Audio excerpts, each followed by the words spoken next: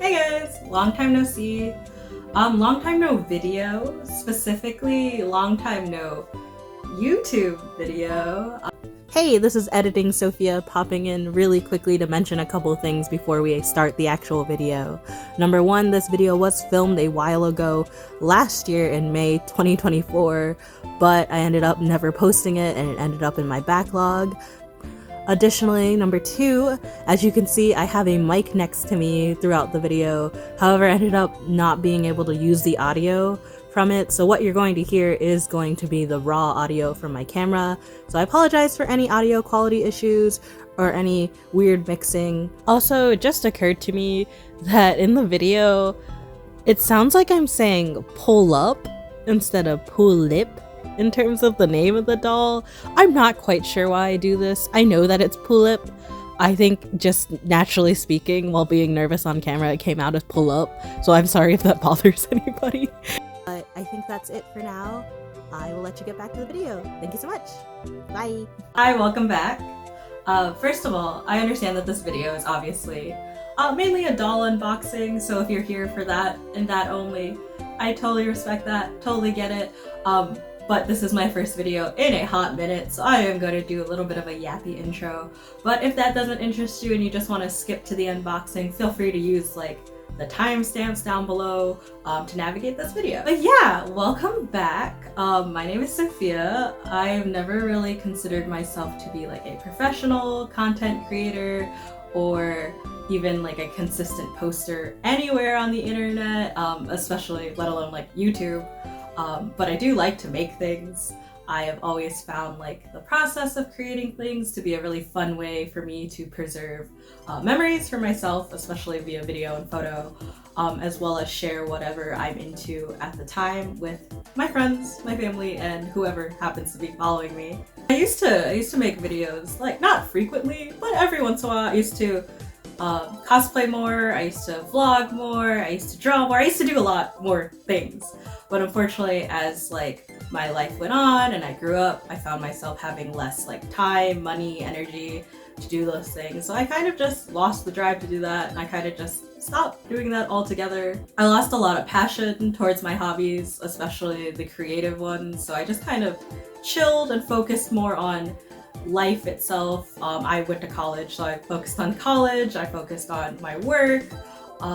It's only recently that I've kind of had the energy to get back into things after graduation.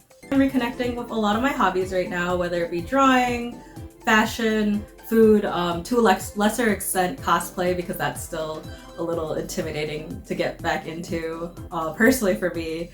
But out of all those hobbies, I feel like the one that I have been reconnecting with the most has been dolls and doll collecting. When I was a kid, I was one of those kids that enjoyed playing with dolls. I had a lot of Barbies. I was fortunate enough to have a couple American Girl dolls. I have a lot of fond memories playing with like other kids with my dolls.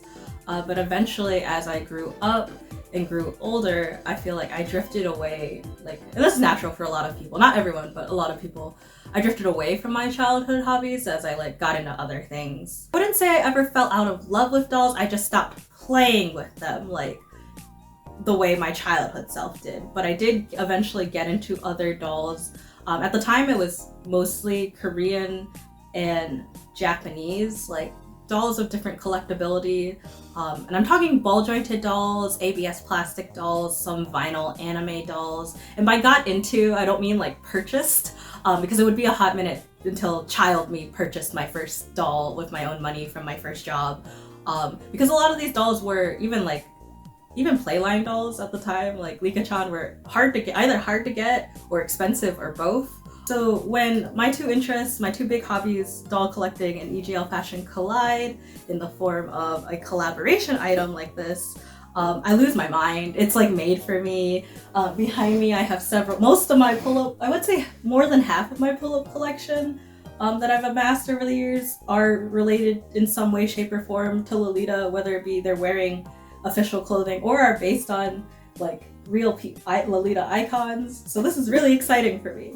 So today I have 3 dolls for you. I have 2 Jenny dolls, and then I have a Pullip doll right here. All 3 of these dolls are collaboration dolls between their respective doll line and one of two big Japanese Lolita brands. This one was a collaboration between Angelic Pretty, and then this one is Baby the Starshine Bright, and then this one's also Angelic Pretty.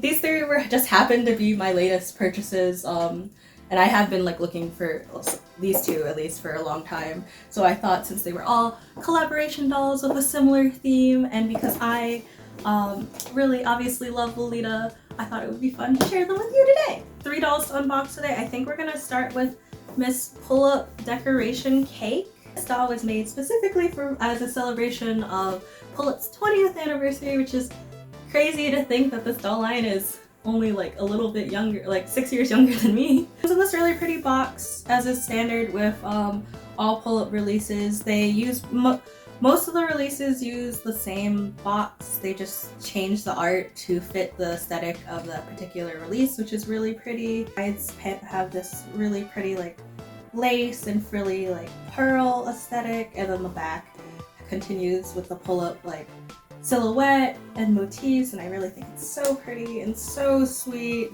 I unbox all my Pullips because I don't really like the way they look in box. I think the boxes are beautiful. I think they look beautiful in this window, but I feel like because of their size and the fact that like their accessories aren't on them, I personally don't like to keep them in the box. Full disclosure, I have opened her already just to like cut the little plastic strip that goes across their forehead. The thing with the little strip across the head is if you leave it there for too long, there's a chance that the plastic could react with the plastic of their forehead and make their heads like shiny, which is not great. So I have snipped her already. But here she is out of the box. Right off the bat, she's very pink. She's very, very over the top. I don't believe that she's wearing like a real dress that you can purchase as of now, but this over the top, very sweet style is very reminiscent of actual Angelic Pretty releases I've seen, particularly the one-of-a-kind or made-to-order, like very extravagant sets that they offer occasionally. Starting off, her wig, I feel like Pullip wigs are definitely hit or miss, but I would say aside from the box hair and frizz that mine has, it's actually really nice. It's really soft, it's really bouncy. It's not the softest wig I've ever held, and I definitely think it could benefit from some conditioning, but the curls are really cute at the end. The pink is really nice. I will have to see how it looks once I condition it a little bit, but overall, very cute cotton candy wig. Something that I was really, really excited about, even more than the outfit itself, I think, to a certain extent, aside from like the overall collaboration and celebration of Pullip, are these glittery eye chips. They're completely pink with white detail, and the detail that shot me through the heart and made me absolutely fall in love with her is the classic Angelic Pretty bow in the form of like this tiny white eye shine near the bottom. Moving on to her face up, once again, a lot of pink. I know that some people had a problem with her eyebrows being so thick, but because they're a lighter color, I personally don't really mind. And then moving on to her eye makeup, she's got a little bit of a gradient with the light pink to the dark pink around her brown painted on eyelashes. Her actual eyelashes are this light wispy white, almost a very light pink. Mine are a little crooked, as well as her eye chips, or her eyelids, excuse me, are a little bit crooked on mine, but I don't totally mind because I could go in and fix it myself. Moving on to her actual outfit, she comes with a one-piece dress.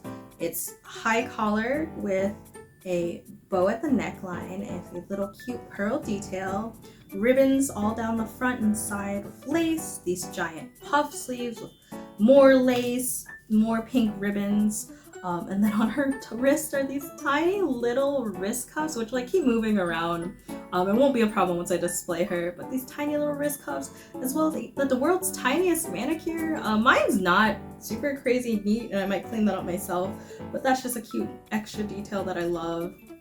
Of course, on her dress, we have multiple pink bows, including these with the gold classic Angelic Pretty text. I love that. We've got a big back bow as well as a Velcro closure on the back with like this, not false panel, but like I guess a false decorative panel with more lacing on the back. And then her skirt is layers and layers of tiered lace and ruffles.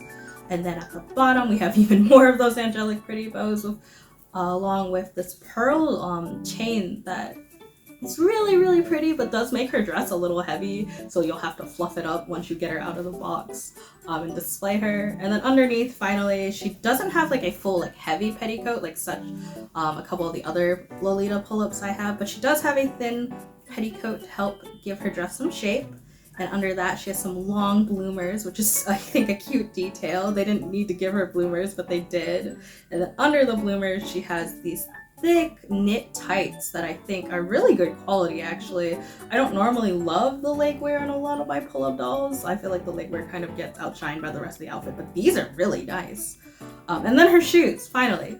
Her shoes are a cute, like, pink suede, almost felt-like material. They are in the shape of classic, like, Lolita, like, heels, almost Tea Party-esque with little gold loops, clasp, belt, buckles on the side, that's it. Bows on the front, and then her soles are made of a white foam, which I like touch-wise. I'm not sure how it's gonna be once I get her on the stand compared to some of my pull-ups with a harder plastic sole, but we'll make it work. For the last part of her outfit, she comes with a matching bonnet. It is huge with layers of lace and ruffles to match the fabric of her dress. It also comes with the giant angelic pretty bow at the very top of her head, as well as 3 small ones on the back, and then pearl detailing on the front as well. I love this bonnet. The only thing I wish was different was the way it's attached and secured to her head. As you can see, it comes with 2 little ribbons that you can tie around her neck to secure it. And while there is room to shove her like big head into the bonnet, there's not much structure to keep it on her head. Like I said, I display my pull-ups, so I don't really move them around. So once it's on there, it's on there. But I do wish that there was a little like comb, like a little wig comb or clip at the very top to kind of secure it a little bit more. I'll probably end up doing that myself, but that's just something I wish was included for the price of this doll. Aside from her outfit and her main piece, she does come with the standard pull-up collector's card with her main stock image and her little pull-up feel like so phrase, which I will translate and put somewhere on the screen. I think it's cute that each doll gets a little personalized card, as well as there's a little biography for Pullip on the back. Finally, she does come with a doll stand, which is really nice. I actually kind of controversial opinion maybe, I hate these stands. I've always hated these stands. It's just because Pullip is so top heavy. I find that they don't stand super great on these stands. They're solid, like they're fine quality. It's just I struggle with them physically when it's time to set up my doll. Once it's there, it's there. But for a lot of these dolls with like heavy details like this bonnet or heavy skirt, it can be kind of a struggle. So if you have any alternatives, I would love to hear it. I haven't tried very many, so I'm open to options. And that's it for Miss Pullip Decoration Cake. Let me know what you think of her. Are you familiar with pull-ups? Do you think that she'll be joining your collection anytime soon? I honestly am really glad I got her. I don't think she is my favorite pull-up. I don't think she tops my favorite pull-up, who is Miss Pullip Crew Paint back there, also an Angelic Pretty release. She's just been my favorite for the last several years, but she is definitely a close second with all the pink and the over-the-top goodness. From Pullip, we will move on to Jenny. I have 2 Jenny dolls here today. We are gonna start with Miss Baby the Star Shine Bright here. So starting with her box, right off the bat, it's a lot smaller than the Pullip box. This one is really slim, but still very pink. It's got the Jenny logo on the front, as well as these cute little boutique details on the sides. And then on the back, there's a brief little bio for Jenny. The background is like straight up a photo of what I believe is a Baby the Star Shine Bright like shop. This doll was released in, I believe, according to online databases and listings, 2014. So this is a 10-year-old doll we are unboxing. As such, her hair is kind of crusty. She's definitely got box hair that we need to fix. But it's really good. I'm not really good with hair fibers, but I feel like it's pretty good quality. And then she's dressed in a classic little pink Baby the Star Shine Bright cord, a very simple one, just a printed dress with strawberries and flowers, simple lace details. Unfortunately, her blouse is like sewn on. In reality, this would be like a JSK over a blouse, 2 separate pieces like I am wearing today, but it looks like that just for the sake of the doll, they did just make it one piece. But yeah, she has a very sweet face with a sweet pink lipstick that matches these little heart-shaped earrings that are in her ears. They're kind of like the Barbie style earrings that you can just take out via a peg. Her body itself is, the torso is hard plastic, but her arms are that rubbery Jenny plastic where you can hose it via wire. But unfortunately her legs are also hard plastic and stuck in this little half bent position. Unfortunately she does not come with a petticoat, but she does come with a little pair of underwear for her modesty, which is a cute detail because the Barbies I grew up with, I don't think a ton of them had fabric underwear. I think most of them had like the plastic sculpted underwear, so that's kind of cool to see. And then she has these over the knee socks, very cute, very simple, just the lace that matches the rest of her outfit, as well as these lace wrist cuffs on her wrist. Also she does have a little heart-shaped ring that attaches via a peg. It's just like the same exact piece as her earrings, just through her hand, which is kind of scary if you look at it a certain way, but I think it's a cute detail that they didn't have to do, but that's cute. And then finally her shoes are these really tiny cute pink pumps with bows all over the front and a heart-shaped heel. Like, this is less, honestly in my opinion, less classic early 2010s Lolita and more Gyaru. Like, this reminds me of the heart-shaped heels that everyone was obsessed with on Tumblr that I really wanted and I still want and are still iconic to this day, but nevertheless I think they're super cute on her. That's the Jenny and Baby the Starshine Bright collaboration doll from 2014. And finally, I saved the best for last in my opinion. This is the Angelic Pretty Kara Jenny-chan collaboration doll. So she's a collaboration between 3 different entities. Obviously Jenny-chan, Takara Tomy, Angelic Pretty, another Lolita brand, the same brand that the Pullip collaborated with, and then Kara, which is a Japanese fashion magazine that was really popular back in the day and I still believe does publish things to this day. I know that they went online for a little bit, they were online only, but I think they have resumed physical sales. I'm not quite sure off the top of my head, but I do remember younger me being obsessed, completely obsessed with the fashions in Kara, and I have a couple copies on my bookshelf over there. So when I found out that there were Jenny-chan collabs with Lolita fashion brands, I was already stoked, but then I found this particular one. The moment I laid eyes on her, I knew I had to have her, so I spent several months hunting her down and trying to find her for a good price. Eventually I did find her secondhand, but here she is. She comes in this giant plastic box that looks like an acrylic, but it is just plastic with hard plastic on the top. And out of these 3 dolls, I am kind of afraid to unbox her. I am not an in-box collector in any way, shape, or form. There's a couple dolls that I do have in box just because I think their box looks nice and I haven't like wanted to take them out, but I'm not necessarily an in-box collector in terms of retaining value or anything crazy like that. Not that I am throwing shade towards anybody that does do that. I completely respect that.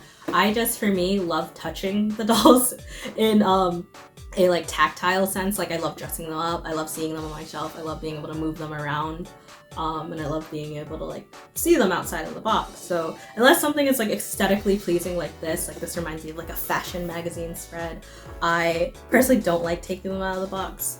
But I will, for the sake of like dressing her up, I want to unbox this doll. She was my grail doll for a long time. I was hunting her down. I think I owe it to her to unbox her. The box itself is really plain. It's just showcasing the contents.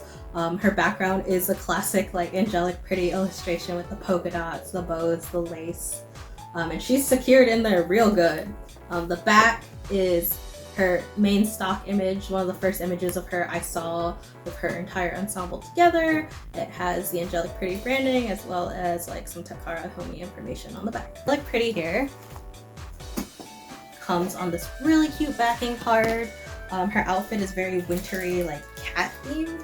did my research, and I don't think that, again, I don't think this is an outfit you can purchase, but it's based on the fashion at the time, definitely reminiscent of that early 2000 or late 2000s, early 2010s Lolita sweet fashion. And I'm pretty sure this cat that's on her outfit that makes up the entire motif of her outfit is supposed to be an old mascot characters of theirs, a cat named Vanilla Chan. It doesn't say anywhere on the branding or like any information I can find on the collab itself. It doesn't name Vanilla Chan, but I'm pretty sure this is supposed to be Vanilla Chan. In fact, I think that the little like scarf she has is based on a real scarf, or at least like I know that there are scarves that were popular at this time. In fact, there is a couple like sewing patterns in old edition of Gothic Lolita Bible that show you how to make this exact scarf. So I think that's really funny. It comes with a bunch of little accessories, including her and her main outfit that she's already partially dressed in. This cute little beret with the polka dot pattern, the pom-pom and the bow. That Vanilla Chan scarf I talked about that has an elastic closure so that you can attach it and keep it around her neck. A capelet with that same polka dot pattern fabric. And she comes with a little angelic pretty shoebox, which I'm a sucker for miniatures, so this is super cute to see. She comes with a Vanilla Chan purse that matches the pearl strap on her actual dress. And then finally, her actual dress is a one-piece dress with the usual Velcro closure in the back, pink detailing, pink ribbons everywhere, that polka dotted fabric, and then the classic Sweet Lolita border print. It is printed on, and since this is an old doll, I'm going to be very, very careful with it because I'm afraid it'll flake off. But it seems to be printed on there really well. It goes all the way around the skirt, and then her dress and skirt are lined with fur, which is super cute, very winter-esque. She does not have a full petticoat. It looks like she has a partial petticoat sewn in to help that shape, but the dress is like solid enough on the at the scale that it keeps its own shape. And she does come with another pair of bloomers, which is super cute. Her socks are lined with that same fur and are striped pink and white.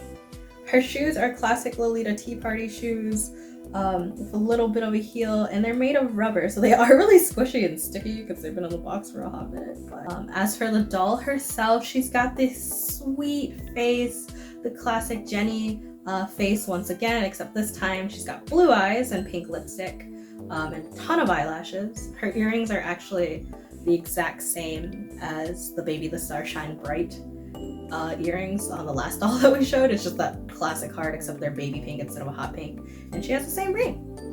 Hair wise, she's got this beautiful pink hair. Once again, I'm not good at hair types, but it seems like she's thickly rooted. She just needs to be washed because of the 15-year-old box hair. Actually, she also comes with two little pieces of media?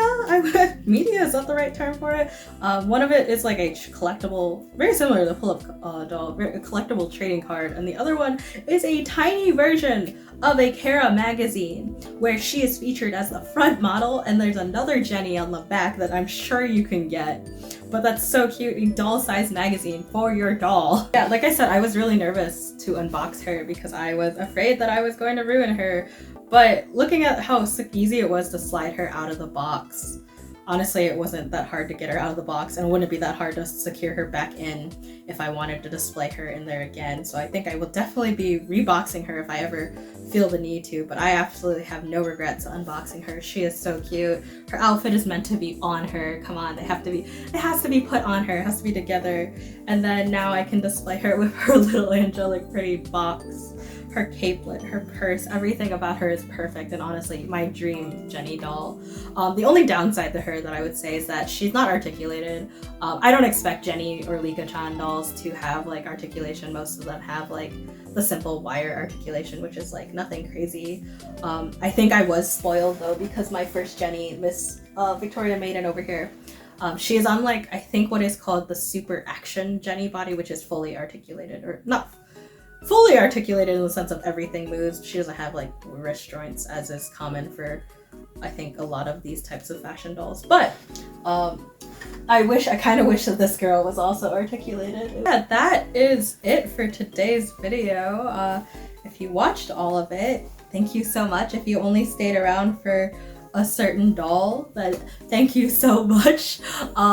This, like I said, this was my first video in a hot minute, so it's not really that practice. It's not really that scripted. There are some scripted parts, but a lot of this is just very casual, kind of getting back into it, figuring out what I want to do, what I like to do based on the inspiration I got from other people's content. If you have any thoughts, comments, or maybe you collect Pullip or Jenny, or maybe you're really into EGL fashion and dolls as well, I would love to hear from you. But until then, I will see you next time. Bye!